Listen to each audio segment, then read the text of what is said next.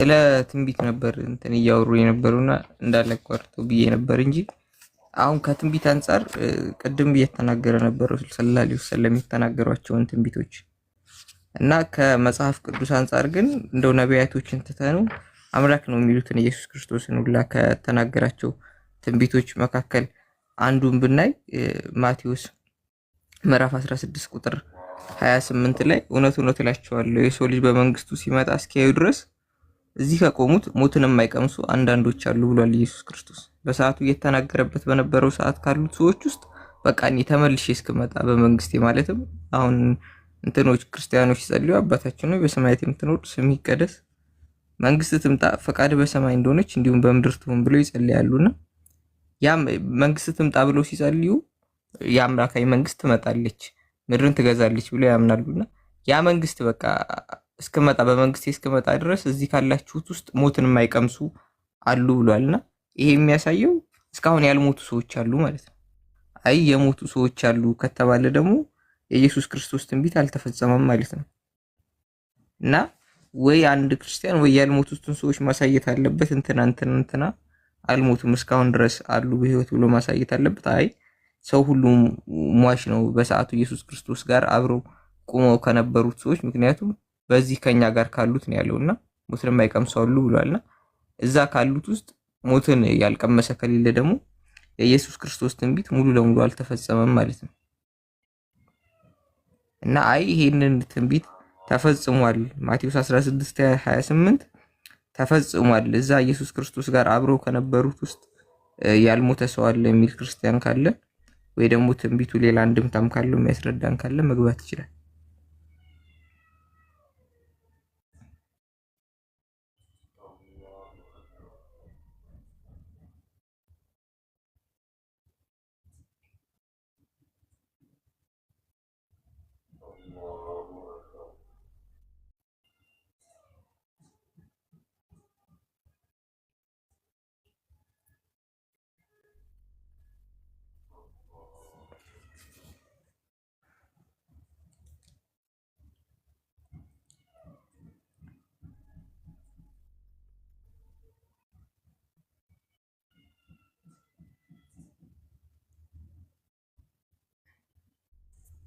ገስት ላኩ አሚራ ላይ ያስገባቸዋል። እንትን ይሄንን ትንቢት ማስረዳት የሚችል ክርስቲያን ካለ ሌሎችን ትንቢቶች እናያቸዋለን። እንዳጠቃላይ የማቴዎስ ጸሐፊ ምንም ስለ እንትን የሚያውቅ አይመስለኝም እና ስለ ቀደሙት ነቢያቶችም ብለዋል የሚለው ነገር አይገጥምም።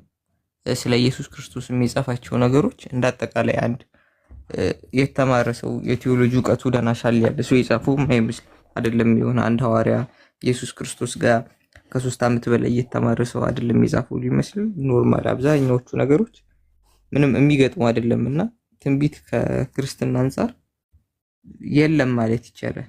እንዳጠቃላይ ለኢየሱስ የሚሆነ ትንቢት ምንም የለም ቀድሞ የተነገረ። ከዛም ውጭ ኢየሱስ ክርስቶስን መጥቶ የተናገራቸው ትንቢቶች በአጠቃላይ ማለት በሚቻል ደረጃ ከዚህም ውጭ ያልተፈጸሙ ናቸው። ምክንያቱም አሁን እዚህ ጋር ያየነውን ክፍል ካየነው ያልሞተ ሰው አለ ማለት ነው። በቃ አንድ ሰው አለ ዝም ብሎ ደግሞ ጭራሽ አንድ ብቻም ሰው አይደለም የሚለው እውነት እላችኋለሁ የሰው ልጅ በመንግስቱ ሲመጣ እስኪያዩ ድረስ እዚህ ከሚቆሙት ሞትን የማይቀምሱ አሉ ነው ያለው። አለ እንኳን አይደለም አሉ ብዙ ናቸው። የሆነ በቁጥር ደረጃ ከአንድ በላይ የሆኑ ኖርማል በጀማ ደረጃ የማይሞቱ ሰዎች አሉ።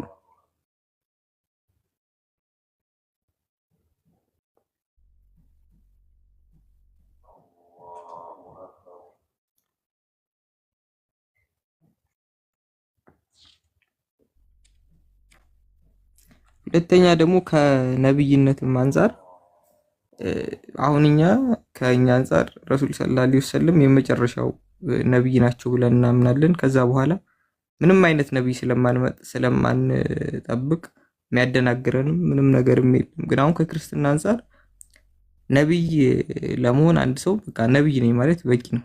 አንደኛ ምንም አይነት ለነብይነት የወጣ መስፈርት የለም። ሁለተኛ ደግሞ የመጨረሻ የሚባል አይነት ነብይ የለም በክርስትና።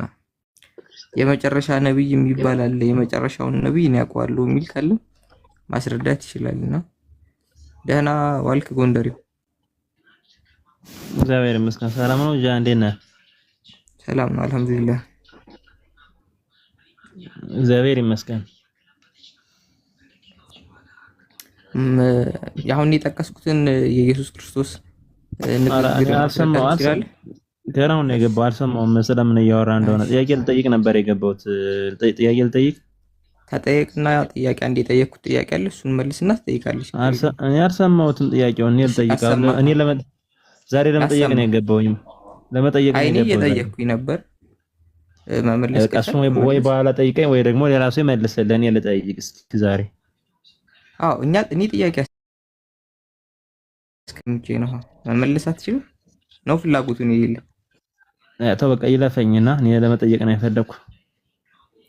ትጠይቃለህ ግን አሁን እኔ እየጠየቅኩኝ ያለው ወይ ጣብቅና ትጠይቃለህ። ይሄ መልሱ ይመለስና የዚህ ጥያቄ ችግር የለውም ትጠይቃለህ። አይ ነው እኮ ግን እኔ ለመመለስ አልፈለኩኝም እና ለመጠየቅ ነው አስቤ የገባሁኝ። አዎ ስለዚህ ይሄንን መልስ እኛ ይሄንን እየጠበቀን ነው። ይሄ ይመለስልና ትጠይቃለህ እኮ እሱን እኮ ሌላ ሰው ሲገባ ይመልሳል ብዬ እኮ ነው። በቃ ሻው ሲመልስ ትጠይቃለህ እና ስለዚህ ሚውት አድርገህ ጠብቅ ነው። አዎ ጠብቅ እና ይሄንን መልስ ስናገኝ ትጠይቃለህ። መጠየቅ አትፈልግም? ይሄን ስትመልሱ ትጠይቃላችሁ፣ ችግር የለውም። አይ ማለት እኔ ለመራት ከፈለኩስ የእናንተ ስልምናው ይሄንን መመለስ ከመለስክ ትጠይቅና ይሄንን ከመለስክ በኋላ እንትን ትላለህ። ከዛ እስልምና ተመልሶ እኔ ማልችለው እስልምና ተመልሶ ነው የምልህ። ከዛስ አውቆ ማወቅ ፈለኩኝና ያምን ልትሆን ልሰልም ነው ልትለኝ ነው ወይ አይደለም? አውቀህ ለምንድን ነው የፈለከው ነው ያልኩት። አውቀህ እኔ ምን እሱን እግዚአብሔር ያውቃል። ዝም ብለህ አሁን አንተ የምጠይቅን ብቻ መልስልኝ። እኛ ጥያቄ አለን። እኛ መጀመሪያ ሰዎችን እሺ ጠይቅሽ ግን አንዳንዴም ደግሞ ለመጠየቅ ዝግጁ መሆን ግዴታ ነው። አላህ የሚለው ትርጉም ምንድን ነው? ያላህ የስሙ ትርጉም ነው የሚመለክ ማለት ነው። የስሙ ትርጉም አሳየኝ። የሚመለክ ማለት ነው። አሳየኝ። ምኑን ነው የማሳየኝ? የሚመለክ ማለት ነው። እኔ እኮ የሚመለክ ሳይሆን አላህ የሚለው ትርጉሙን ቃል በቃል አሳየኝ ነው ያልኩት። ሰምተኝ እኮ አላህ ማለት የሚመለክ ማለት ነው። ምንድን ነው? አሳየኝ። እሺ አውጣውና አሳየኝ። የት ላይ ነው አላህ? ጽሁፉን አውጣና አሳየኝ። አፈለከው መጽሐፍ ላይ አላህ ማለት አላህ ብሎ ጥሬ ቃሉ አላህ የሚለው ትርጉም የሚመለክ ነው የሚል ትርጓሜ ካለው አሳየኝ። እና እሺ ምንድን ነው? እኔ ምንድነው አሁን ያውጣና አሳየኝ እኮ ነው ያልኩት። እኔ አላህ ማለት የሚመለክ ነው አልኩ። አይደለም አንተ ነህ የምትሞግተኝ እኮ። እሺ በማስረጃ አሳየኝ አልኩ። ደግሞ እኔ ማስረጃ ስጠኝ። አላህ ማለት የሚመለክ ነው እኮ አሳየኝ ማስረጃ። አልያዝኩም ዲክሽነሪ። ሌላ ሰው ይክፈትልህ። ሰላም አለይኩም። እሺ ጎንደሬው ምንድን ነው ጥያቄው? ወራህመቱላሂ ወበረካቱ። እኔ ፈለኩ አላህ የሚለው መጥቻለሁ። በቃ ይሰጣል መረጃ መጣ። ቀጥል ታላቁ። ምንድነው የምቀጥለው? እሺ ምንድነው የምቀጥለው? ስለ አላህ ስም አውራው አልፈልግም ልጠይቅ ብሎና የሱ ጥያቄ አላህ የሚለው ስም ምንድነው ትርጉሙ አለ። በቃል ደረጃ የሚመለክ ማለት ነው አልኩት። ለዚህ ማስረጃ አለኝ። ያው ዲክሽነሪ ያለሽኩን ብዬ ነው። እሱ የሚፈልገው አላህ ማለት ትርጉሙ ምንድነው ጥያቄ። ኦኬ እሺ አላህ ማለት አልመእሉህ ወይም ደግሞ የሚመለክ ማለት ነው። አንድ ደቂቃ ምናምን ጠብቀኝሽ አወጣልሃለሁ ማስረጃውን።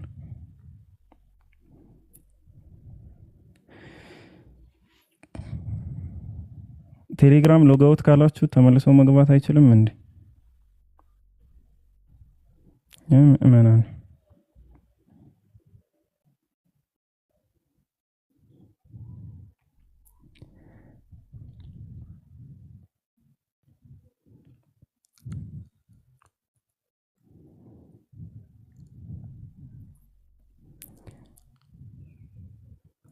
እና እስከዛ ድረስ ግን እንዴት ናችሁ?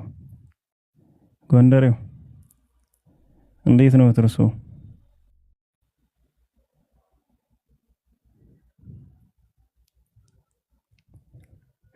እሰማለሁ ሰዎች ተቋርጫለሁ እንዴ? አይ ጎንደሬው ፖዙና ሰማል እሺ ቆይ አንዴ አስማው ሲፋት ላይ አለ አልከፍትልኝ ብሎ ነው ቴሌግራም።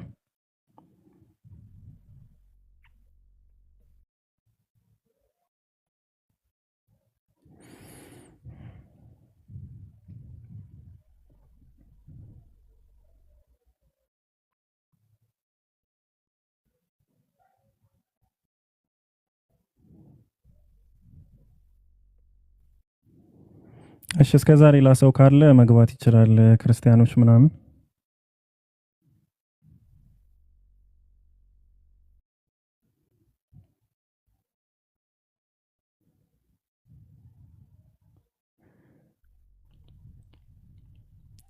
ክርስቲያኖች ካሉ ሪኩዌስት ተቀበሏቸው ገስት ላይ ካሉ።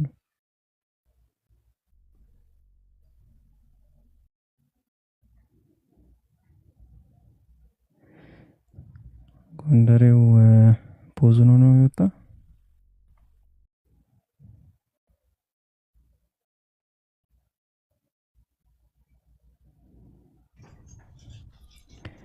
ክርስቲያኖች ካላችሁ እስከዛ ሪኩዌስት ላኩ።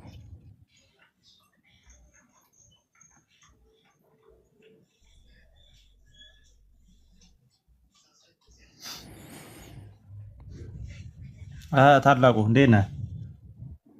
ያለው ሰላም ነው። ሰላም ነህ? እንዴት ነህ? አልሐምዱሊላህ። በቃ እኔ ጥያቄ ስጠይቅ ያባረርከኝ በሰላም ነው? ማኔ አረ ዛሬ ቀን ግን ምን አይነት ሰው እየመጣብኝ ያለው ማች ነው ደግሞ ጥያቄ ጠየቅ ብዬ ያባረ የዛኔ ጠይቄ የሆነ ማስረጃ ላምጣልህ ብዬ በዛው አባረኝ። የመችኛው እና ማስረጃ ላምጣ ብለህ ስለምን ነበር እያወራን የነበረው? የዛኔ ትለኛለህ ስለ ነብዩ መሐመድ ነበር ያወራነው። አረ ችግር የለውም በቃ ሁሌ እኮ ነው የምትለኝ እንደዚህ። በቃ እኔ ካንተ ጥያቄ ሁለተኛ ነው ሶስተኛ ነው እንደዚህ ስትላ እውነትህን ነው እያልኩ ነው። ግን ጥያቄ ጠይቄ በቃ ወሬ ማለት አስወርደኛለህ ግማሽ ላይ ወይ እንዴት ትለኛለህ? በቃ እንደዛ ነው የሚሆነው። እኔ እንደዛ እንደሆነ እኔ አላውቅም። አሁን ገና እሺ አሁን ማስረጃ አውጣልኝ አሁን። እሺ አላህ ማለት የሚመለክ ነው የሚለውን ቆይ ላውጣልህ ነው። ቴሌግራም አላስገባኝ ብሎ ነው እዛ ጋር አስቀምጬው ነበር። ጃን እስከዛ ልጠይቀው በቃ ሚዩተን አንሳ እስከዛ ልጠይቅ። እስከ ሌላ ጥያቄ ደግሞ እሱን ያምጣ። ምን ለምጠይቀው ሌላ ጥያቄ የለውም። ሌላ ልጠይቀው እሱን እስከዛ የጠየቁን ልትመልስ አይሻልም? እሱ የለውም ጥያቄ የሆነ ጥያቄ እንትን ሲል ጠይቄው ነበር። እኔ ዛሬ ለመመለስ ፈቃደኛ አይደለሁም እና ለመጠየቅ ነው ዛሬ የገባሁት። አይ ጴጥሮስ ዝግጁ ሁኑ ይላል። ስለ ተስፋ ቃላችሁ ማንም ለሚጠይቃችሁ ለመመለስ ብርቱና ዝግጁ ሁኑ ይላል። ትቀበለዋለህ ጴጥሮስን አትቀበለውም? እኔ ሌላ ሰው እሱን ሌላ ሰው ይመልስልን። ዛሬ ለመጠየቅ ፈቃደኛ አይደለሁም እኮ ብዬ ጴጥሮስን ተቀበለው ትእዛዝ መልሱ ይላል መጽሐፍ ቅዱስ። ጃስ ተረድተኛል። እኔን ጥያቄ ለመጠየቅ ነው የገባሁት እና እስከዛ ደግሞ እስኪ ሐዲስ ላይ አንድ ጥያቄ ልጠይቅና እስከዛ እሱን አብራራልኝ ያን እስከሚፈልገው ድረስ።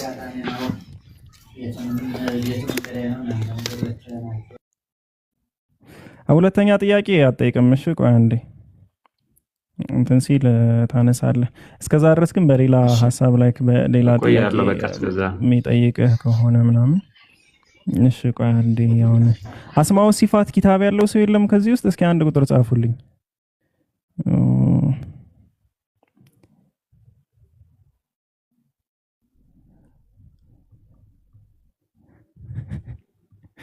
እሺ ቴሌግራም አዛ ሆኗል። ሎጋውት ብዬ ወጥቼ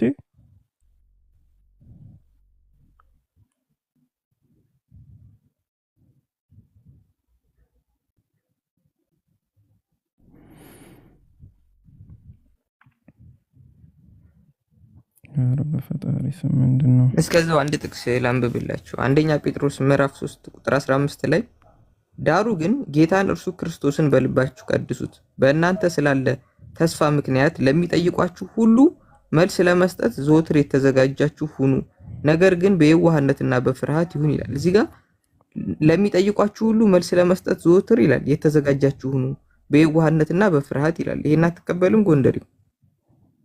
ለሚጠይቋችሁ ሁሉ መልስ ለመስጠት ዘወትር የተዘጋጃችሁ ነው ይላል። ዘወትር ማለት ከከሰዓት፣ ከጠዋት፣ ከማታ፣ ነገ፣ ትናንት ሳይሆን ዘወትር ለሚጠይቋችሁ ነገር ዝግጁ ናችሁ መልስ ስጡ ይላል። ጴጥሮስን አትቀበለውም ጎንደሬ?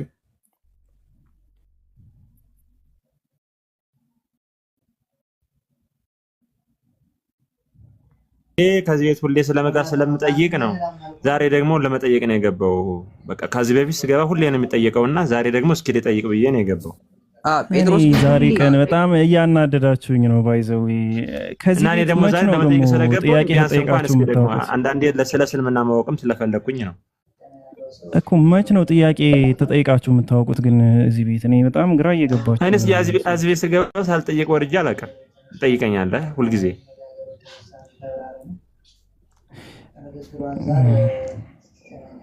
ቆይ ለማንኛውም አግኝቼዋለሁ። እንደምንም አስገባኝ ቴሌግራም ላይ። ለካ ደግሞ ወደ ታብሌት መላክ አለብኝ ፋይሉን። እሺ ለማንኛውም ፎቶውን ስክሪን ሴቨር ላይ አደርገዋለሁ። አይ ቲንክ ምንም ተጠቃታ ግን ምንድነው? እስኪ ቆይ እኔ ሰርች ላድርገው። እስኪ ቆይ ምንድነው የምታወጣበት? አታገኝም። እኔ ራሴ ያስቀመጥኩትን ነው የማወጣው። ማለት እንዴት? ለምሳሌ እንዴት ነው ማለት? እስኪ ነገር የትኛው መጽሐፍ ላይ ነው ያገኘው? እንደሱ የሚል ሐዲስ ላይ ነው? ቁርአን ላይ ነው? የት ላይ ነው? ንገረኝ እስኪ። ማለት መጽሐፉንም ራሱ ባውቀው እስከ ዛሬ ነው እኔም ሰርች አደርገዋለሁ ብዬ ነው እኮ። እሱን ነው እያልኩ ያለሁት። ቆይ አትቸኩልማ፣ አሁን ልለጥፍልህ እኮ። ኧረ አይ ነው እስከዛ እኮ ነው እያወጣ እያለ ንገረኝ ነው ያልኩ። ታላቁ ሰምተኝ ከሆነ ሰምቻለሁ። ይታያል። እኔ አረበኛ አልችልም፣ ይታየኛል ግን ትችላለህ ብያለሁ። ቆይ አንዴ ላትልቀው ነው። እንዴት ነው? ለካ ትልቁ ላይ ነው ያለው። 9ን ካላስወረድኩት እንትን ማለት አይችልም። አንዱን ልቀይር ፖዚሽኑ።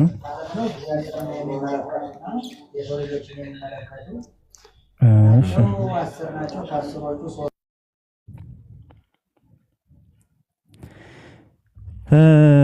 ኧረ በለው ምንድን ነው?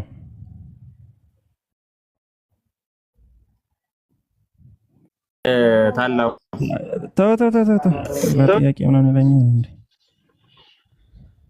አይ መጽሐፉን ረበሸ ብዬ እኮ ነው። ሰዓት ፈጀ። አረበሸኝም። መጽሐፉ አይደለም አንተ ነህ እየረበሽክ ያለው። አንዴ ላተልቅ። አይ እኔ እኮ 10 ደቂቃ ጠብኩኝ ታላቁ። እና እንኳን ጠበቅ 20 መጠበቅ ካለበት ጠብቃለህ። ምን ችግር አለው? ይኸውልህ መጽሐፉ አልአስማ ወሲፋት ይላል።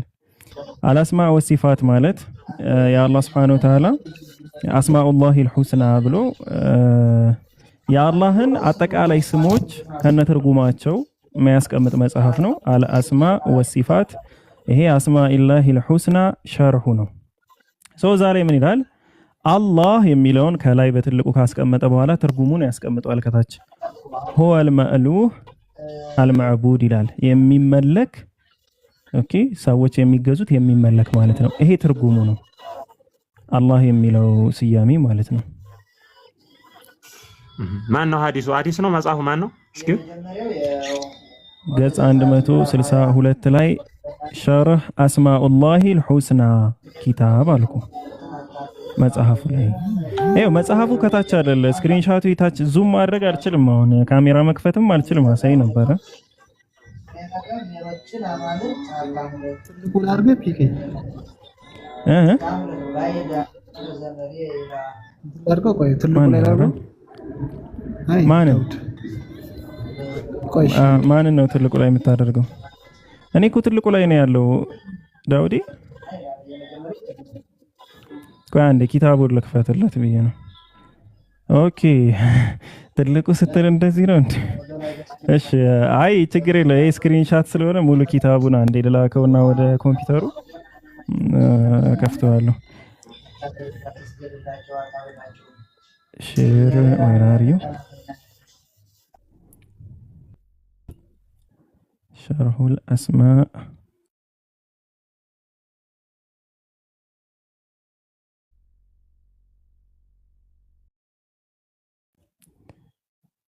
እሺ ያው ጥፍት ስል ምን እንደሆነ ይገባቸዋል ብዬ አስባለሁና እየላኩ ስለሆነ ነው።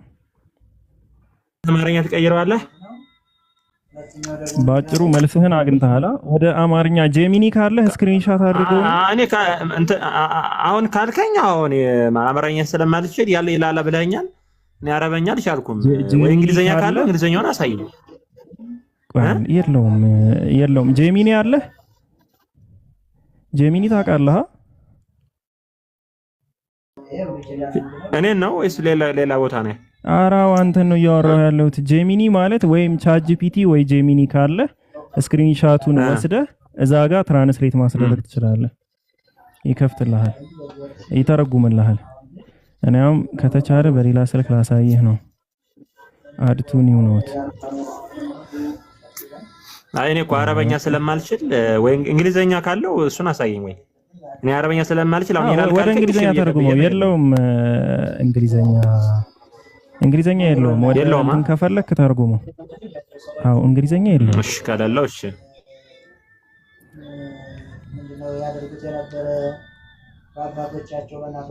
እሺ አንዴ ተቀበሉኝ። ወይኔ ለራሴ አበባ እየላኩ ተቀበሉኝ አንዴ። እሺ እና አስገቡኝ። ይላሉ ኢንቫይት ይላሉ። እሺ ግን የለማ። እስኪ ተቀበሉኝ። ኢንቫይቱ ቀርቶ በቅጡ በኮነኑኝ አለ።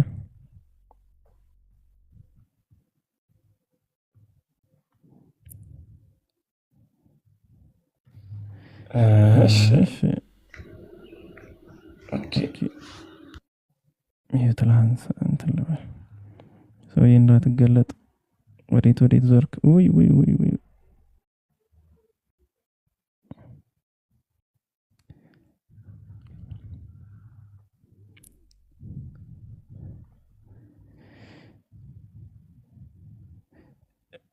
ባይዘዌ በእንትን ስለገባው በምንድነው የሚባለው በታብሌቱ ስለገባው ለዛ ነው። እሺ እንትን ማይልላችሁ መክፈት ማለት ይችላል። በታብሌቱ አሁን ራሱ ስክሪኑን ከሁለት ከፍየው ነው። ኪታቡ ያለ ታብሌቱ ላይ ስለሆነ ነው። ይሄ ነው ኪታቡ አስማኢላሂል ሁስና ይላል። ሻርሑ ነው። ይሄ ሙሉ ኪታቡ ነው።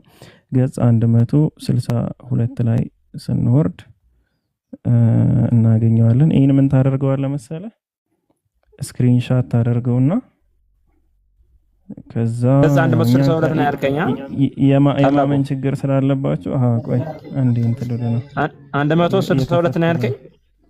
አዎ አንዴ እየከፈትኩልህ ነውማ። ይሄው ገጽ 162 ታያለ። እዚህ ገጽ 162 ይላል። እዚህ ጋር ይሄው አላህ ይላል። የአላህ ስም ተረጓሚ هو المألوه المعبود ይላል። እሱ የሚመለክ ማለት ነው ትርጉሙ። ይሄንን ከፈለክ ምን ታደርገው? አሁን እዚህ ጋር ኮፒ ምናምን ማድረግ አልችልም። ብችል ኮፒ አድርጌ ወስጄ ያሳየህ ነበር። ስክሪንሻት ነው ማድረግ የምችለው። ሙሉ ስክሪኑን ነው ደግሞ የሚያነሳ። ምን ታደርገዋለህ? ይሄው እዚህ ጋር ያለውን ስክሪንሻት አድርገውና ለጄሚኒ ላከለት ክሮፕ አድርገህ እሱ ይተረጉምልሃል። በቃ ጨርሰናል። ቆይ አንዴ አሁን ስክሪንሻት ላድርገው አንዴ አብራለኝ። እሺ እኔ አታልቀኝ። ስክሪን ሴቭ ላይ ስላለ ስክሪንሻት ማድረግ ትችላለህ። እሱ ማተለቅ አልችልም። ፖስት ራሴ ነኝ ማሳድገው። እሺ ናቲሻ ግባ። እሺ በቃ እነዚህ ጨርሰዋል። ናቲ ግባና አንዴ ተጠይቆ እሱ ከዛ ወደ አንተ ሐሳብ እንገባለን። ስክሪንሻት አድርገው።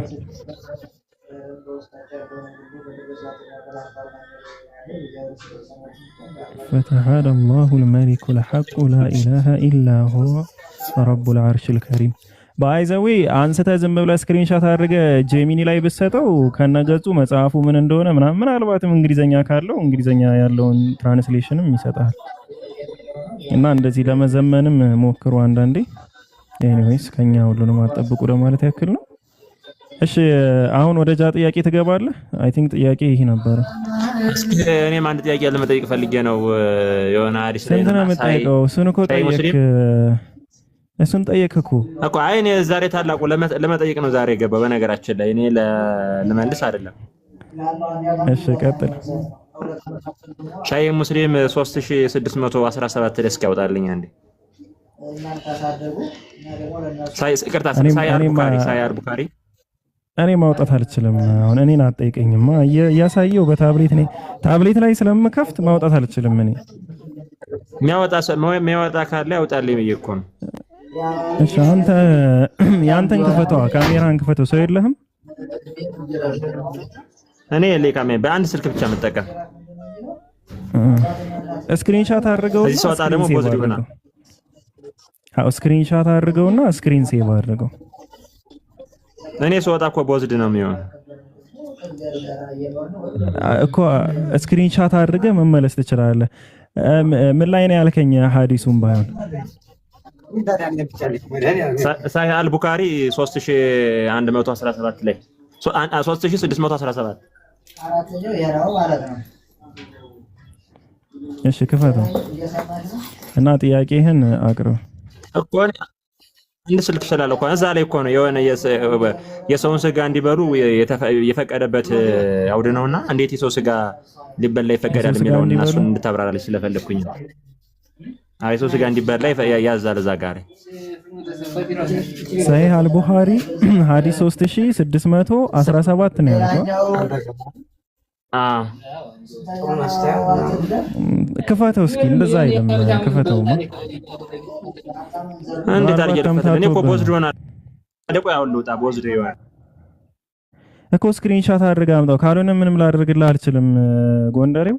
እኔ ጋር እንደዛ አይደለም። እኔ ጋር እያወራ ያለው there was a Christian who embraced Islam and read Suratul Baqarah and Al-Imran and used to write for the prophet. Later on he returned to Christianity again and he used to say Muhammad knows nothing but what I have written for him. ቁጥሩ እንትን ብሎብኝ ነው እሱ ጋር የሚለው ይሄ ማለት ያውን 3617 ያልኩ ነብዩ ክርስቲያን ወገን የሆነ ሰው ነብዩ እኔ ከጻፍኩለት ውጭ ምንም አያውቅም የሚለው ፓርት ነው እሱ የሚያወራው። አሁን ያየሁት ነበርና ቦዝዶኛ በጣም የኔስተት ነው ቁጥሩ። ያኛው ጋር ሌላ ቦታ ነው። እሱ ደግሞ ሰጣለሁ። ያ ግን የሚያወራ እሺ ለማንኛውም ይሄን ግን አብራራልኝ እስኪ። ይሄ ምንድነው? አንተ ግረም ራሱ ይሄን ራሱ እንዴት ነው አሁን ነብዩ መሐመድ እኔ ከጻፍኩለት ውጭ ምንም አያውቅም ያለው እንዴት ነው? እንዴት ነው ማለት? እኔ ከጻፍኩለት ውጭ ምንም እኮ እኔ ከጻፍኩለት ውጭ ምንም አያውቅም ነብዩ መሐመድ ይላል። እሱ ደግሞ ሳሂህ አልቡኻሪ 3617 ላይ ነው እኮ ይላል። ምንድነው አሁን አንተ ይላል እና ስለዚህ ነብዩ መሐመድ በጣም ጥሩ የነብዩ መሐመድ የጻፈለት ይሄ ክርስቲያኑ ሰውዬ ነው መጽሐፉን የጻፈለት አይደለም። እንግዲህ እኔ ከጻፍኩለት ውጭ አያውቅም ያለው ምንድነው እኮ እሱ ያለው ነው። ኢየሱስ ክርስቶስ እብድ ነው ይሉት ነበር። እብድ ነው ኢየሱስ ክርስቶስ እብድ ነበር ማለት እብድ ነበር ማለት ኢየሱስ ክርስቶስ ያንተና እብድ ነው ይሉት ነበር። ታላቁ ቆይ በአንተ ቆመናው መልስልኝ። ታላቁ የምትፈልገው እኮ መልስ ነው እኮ ካንተ ጋር ቆመ መልስልኝ። እኔ ያንተን እየጠየቅኩት ስለሆነ እኔ ከጻፍኩለት ውጭ መሐመድ ምንም ያውቀው የምትፈልገው ቆይ አንዴ ስማኝ ጎንደሬው። መልስ ከሆነ የምትፈልገው ማለት ነው እኔ አንተን ሊገባህ ይችላል ብዬ በማስበው መንገድ ነው የምመልስልህ። አንተን ኦፌንስ ለማድረግ አይደለም እየሄድኩ ያሉት ወይ አታክ እያረኩ አይደለም። አይ ነው ዝም ብለህ አሁን እኔ ያልኩት ከምን አንፃር እንደሆነ እንደዚህ ነው ያለው ክርስቲያን እንደዚህ ነው ያለው አብራርተህ ንገረኝ። እኔ ከጻፍኩለት ውጭ መሐመድ ምንም ነገር የሚያውቀው ነገር የለም። ከሃዲ ስለሆነ ነው እንደዛ ያለው እኮ። ከሃዲ ስለሆነ ነው እንደዛ ያለው። ጽፎለታል መጽሐፉን አልጻፈለትም። ሳይጽፍለት ነው የዋሸው። አዎ እና ታዲያ ውሸት የከሃዲ ባህሪ አይደለም። በጣም ይወልህ ታላቅ በጣም ክዳል የምር ሰውየው እኮ ጎንደሬው። ለዚህ ነው እኮ አንተ የምትወርደው። ለዚህ ነው በጣም ብልግና ሁሉ ከፍ እያለ ነው። እኔ አሁን በዚህ አይነት ቃል ራሱ ኢቭን ሰውን ጠርቻ አላውቅም። በቃ የምትወርደው ለዚህ ነው። ያልገባ ሐሳብ ካለ ሐሳብ ላይ አውራ። ክደሃል ምናምን አንቀጹ ላይ ምን ይላል እኮ እኔ እኔ እኮ ሐሳብ ላይ እኮ ነው የማወራው እኮ ነው። በቃ አንዴ እኔ ከጻፍኩለት ውጭ መሐመድ ምንም ያውቀው ነገር የለውም ይላል። አዛንተ ምን አልከኝ? እኮ ከሃዲ ነው እየዋሸ ነው አልኩህ አይደል? እየዋሸ ነው። ልክ ኢየሱስ ክርስቶስን እብድ ነው ሲሉት እንደነበረው ሁሉ እየዋሸ ነው። አንተ እየዋሸ ነው የሚለውን አይደለም መቀበል የፈለከው። አንተ መቀበል የፈለከው ይጽፍለት ነበር እያልክ ነው እያወራ ያለው፣ ወይም ደግሞ ቁርአንን ጽፎላቸዋል እያልክ ነው።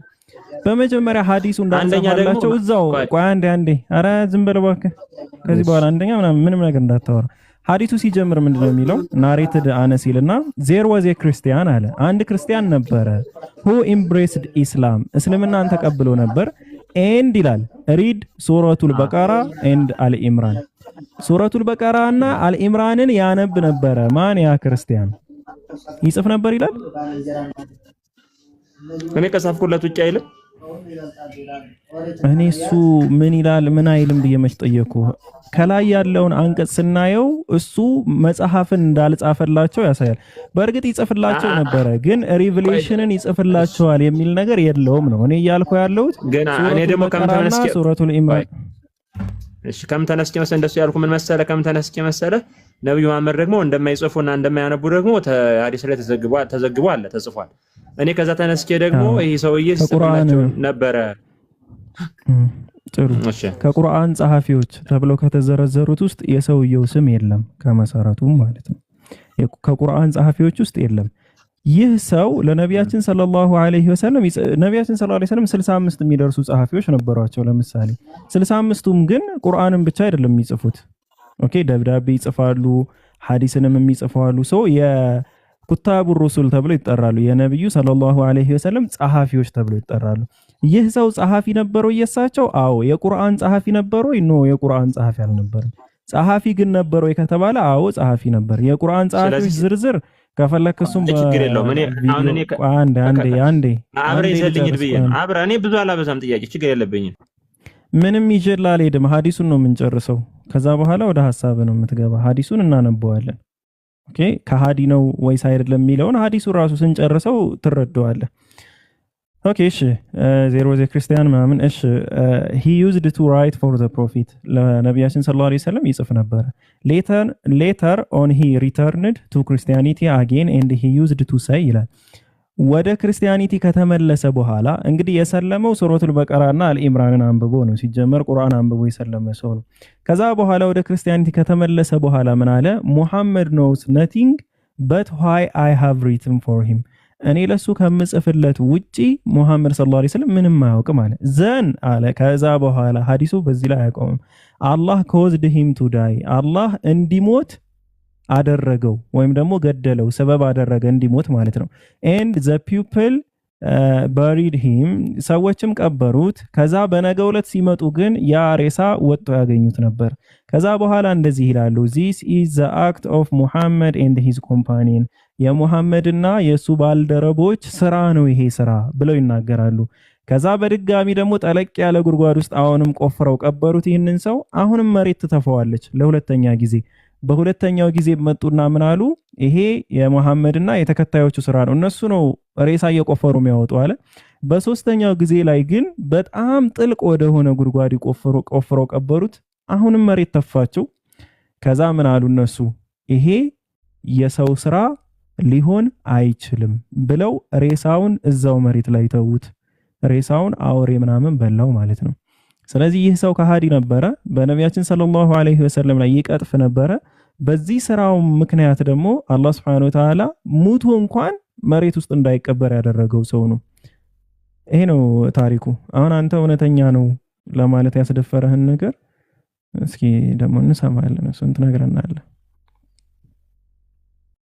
ነው እኮ ሐሳቡ ጥሩ ነው መልሰዋል። እኔ አሁን ማለት እኔ ከምጽፍላቸው ውጭ አቅም ሲለና ሐዲሱን ሳነበው ከዛ ሌላ ቦታ ላይ ደግሞ ነብዩ መሐመድ መጻፍ እንደማይችሉ ማንበብ እንደማይችሉ ደግሞ ተዘግቧልና ስለዚህ የቁርአን ጸሐፊዎችም ተቀምጠዋል ሐዲስ ላይም እሱን እኮ እኔም ተረድቻለሁ። ግን እሳቸው ደግሞ መጻፍ ማንበብ አያውቁም። አይችሉም። መጻፍ ማንበብ ስለማይችሉ ስለዚህ የክርስቲያን ሲጽፍላቸው ነበር። አንተም ቀደም ብለህ ነው ሲጽፍላቸው ነበር። ክርስቲያን አይደለም ሲጽፍላቸው የነበረ ሙስሊም ነው። በኋላ ላይ የከፈረ ነው። መጀመሪያ ክርስቲያን ነበር፣ ከዛ በኋላ ሰለመ። በሚሰልም ሰዓት ላይ የነብያችን ሰለላሁ ዐለይሂ ወሰለም ይጽፍላቸው ነበር። ቁርአን ይጽፍላቸው ነበር የሚል ነገር ነው ያልኩኝ እኮ እንደዛ ነው። መቼም ከክርስትና ወደ እስልምና ሄዶ ሲጽፍላቸው ነበር። ከዛ በኋላ ነብዩ መሐመድን ተገነዘባቸውና ምንም እሱ ያላቸውን ብቻ እንደሚጽፉ የሆነ ልክ እንደዛ አይነት አድርጎ ሳለውና ከዛ ምንም እንደማያውቁ በቃ እኔ ከምጽፍለቶች ምንም የሚያውቀው ነገር የማልና ሄደ በቃ። ስለዚህ ደግሞ መች ነው የሰለመ ግን ታውቃለህ? ጎንደሬው ነብዩ ይሄ ሰው መች ወደ እስልምና እንደገባ ታውቃለህ? ዓመተ ምህረቱን አላውቅም። እዚሁ ላይ ሱረቱል በቀራና ሱረቱል ኢምራንን ያነብ እንደነበረ ተቀምጧል። የገባበት ሰበብም በሌላ ሐዲስ ላይ ሲነገር በዚሁ ነው። ሱረቱል በቀራ የወረደው በመዲና ከተማ ነው። መዲና ማለት ነቢያችን ሰለላሁ ዐለይሂ ወሰለም ከመካ ወደ መዲና ከተሰደዱ በኋላ ወደ መጨረሻ ከወረዱ አንቀጾች ውስጥ ነው። 285ኛው አንቀጽ አሁን የሱረቱል በቀራ መጨረሻ የወረደ ነው። ከሁሉ አንቀጾች መጨረሻ ላይ የወረደ ማለት ነው። የቁርአን 86 የቁርአን ሱራዎች የወረዱት መካ ከተማ ላይ ነው። ያኔ ማን ነበር የሚነግራቸው? ይሄ ሰውዬ ጻፈ የተባለው አንድ አንቀጽ አንድ ምዕራፍ የለም። እሱ እኔ እጽፍ ነበር ቁርአንን እኔ ከምጽፍላቸው ውጭ አያውቅም ከማለት ውጪ ማለት ነው። የጻፈው ቁርአን የለም። ከቁርአን ጸሐፊዎች ውስጥም አይደለም። እና እየሰማኸኝ ከሆነ ጥሩ ነው፣ ካልሆነ ፖዙናል። ያው ማስረጃውን ለማየት ነው የሚወጣ እሱ እና ለዛ ነው ማላስወርደው ሰዎች። ሰላም አለይኩም እስሚዝ። እኔ ለማየት ነው እንጂ ሪፖርት እንዴት እንደሚደረግም ራሱ አላቀበትም። በነገራችን ለጊዜ በሚያቀም መዲ 286ኛው አንቀጽ ሳይሆን 285 ወይም 84ኛው አንቀጽ ነው መጨረሻ የወረደው። እሺ 286ኛው አይደለም። እና ጎንደሬው ሱረቱል በቀራ ማለት ሁለተኛው ምዕራፍ ነው። የወረደው ግን በቁርአን ኑዙል ወይም ባወራረድ ተርቲብ ማለት ነው መዲና ላይ የወረደ ነው። 86 የቁርአን ምዕራፎች ደግሞ የወረዱት መካ ከተማ ነው። ያኔ ይህ ሰውዬ አይደለም ሊሰልም ስለ እስልምናም ሰምቶም አያውቅም። 86 ምዕራፎች ሲወርዱ ይህ ሰው የለም። ስለዚህ እውነታችሁን አትድከም በቃ ያላችሁት። ስሚዛ አለ እንደ ሀቢቢ። ሰላም አለይኩም እንዴት ነህ? ወአለይኩም ሰላም ወራህመቱላሂ ወበረካቱ። አልሐምዱሊላህ። ማን ነው? ከአስር በኋላ አቅም ያንሳል መሰለኝ። አረ እነ ደጋግሜ ጠርቼ ነው። አይ አቅም አያንሰኝም፣ ደህና ነኝ አልሐምዱሊላህ። እኔ ባይዘው ማስክ ካለበስኩ አቅም አያንሰኝም፣ ማስክ ስለብስ ነው። አይ ድምጽ ቀዝቀዝ ሲል በጣም እቺ ነገር እንዴት ይሄን ያው ደህና ነች። እሺ ጎንደሬው በዚህ እንትን ላይ ከተስማማን ከሃዲዎች ብዙ ነገር ይላሉ። በቃ እንግዲህ ዞሮ በቃ አንዴ ሰምተኛል፣ አንዴ ሰው መለሰ። ከመለስኩ በቃ ያለኝን እኔ የራሴን ሐሳብ ወስዳለሁ። በቃ ቴንኪው አመሰግናለሁ። እኔ መከራከር ስለማልፈልግ ብዬ ነው። አሁን እኮ የመከራከር ላይ እኮ አይደለም። እሺ ሌላኛውን ሐዲስ አስታወስከው? የሰው ስጋ ብሉ ይላል ያልከውን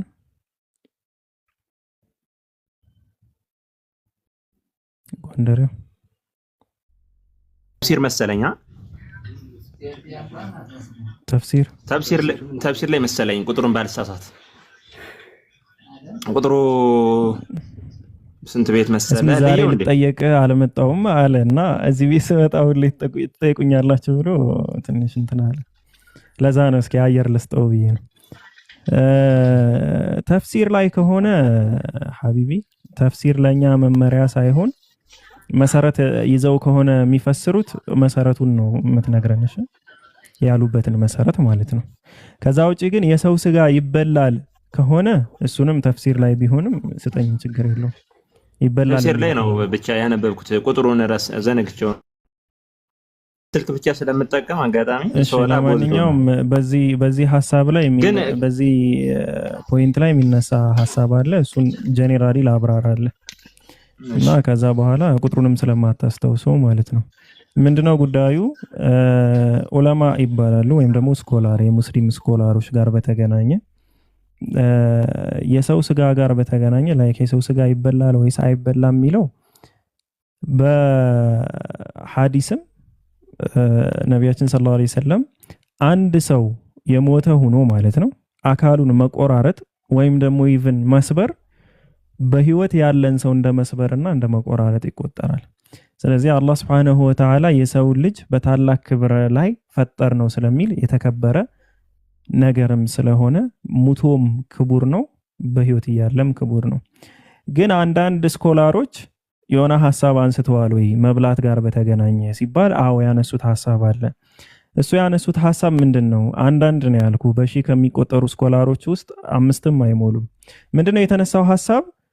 አንድ ሰው በረሃ ላይ ሆኖ ልክ አሁን የሆነ ሀገር እንግሊዝ ነው ምናምን የገባ የሆነ ኢትዮጵያዊ ነበር የሰው ስጋ በልቶ እንደውም ዜና ነበር አይታችሁ ከሆነ በረሃ ላይ ሆኖ ወይም በጣም በችግር ላይ ሆኖ የሚበላው ነገር አጥቶ ማለት ነው በችግር ላይ ሆኖ ከሆነ ከዛ በኋላ ሆን ብሎ ለምግብ ብሎ መግደል ምናምን ሳይሆን የሞተን ነገር ቢበላና በህይወት የሚያቆየውን ያክል ቢበላና ቢቆይ ችግር የለውም ያሉ ስኮላሮች አሉ። ኢስላማዊ አስተምህሮ አይደለም ይሄ አስተምህሮ። ግን እንደዛ አይነት ችግር ላይ ቢሆን እንዲህ ቢበላ ችግር የለውም አሉ። ግን እኛ ደግሞ ኢጅማኡል ዑለማ የሚባል አለ የዑለሞች ስምምነት ከአንድ ሺህ ምናምን በላይ ካሉ ዑለሞች መካከል ሁለት አካላቶች እንደዛ ብለው ቢናገሩ ወይም ሁለት ስኮላሮች እንደዛ ብለው ቢናገሩ ምንም ተቀባይነት የለውም እዚህ ግባም አይባልም። ስለዚህ በኢስላማዊ አስተምህሮ ስንልኛ የምንወስደው ቁርአንን አንድ፣ ሁለተኛ ሐዲስን ሁለት፣ ሶስተኛ ደረጃ ላይ ደግሞ ኢጅማኡል ዑለማ ማለትም የስኮላሮቻችንን ጠቅላላ ስምምነት ነው። ስለዚህ ልክ እናንተ መጽሐፍ ላይ የአሪዮስ ሐሳብ እንደሚቀመጠው ሁሉ ያው ትክክል ባይሆንም የአሪዮስ ሐሳብ ይቀመጣልና ከዛ ደግሞ እንዴት ሪፊዩት እንደተደረገም ያስቀምጡታል በምን ምክንያት ያ ሐሳብ ውድቅ እንደሆነ። ልክ እንደዛው ደግሞ የነዚህ ሰዎች ሐሳብ ተቀምጧል በምን ምክንያት ሐሳባቸው ትክክል እንዳልሆነ እዛው ላይ ያስቀምጠውታል ጨምረው ማለት ነውና ይሄ ነገር ነው ያለው ጎንደሬው። በጣም ጥሩ ነው። በቃ እሺ ቴንኪው። በቃ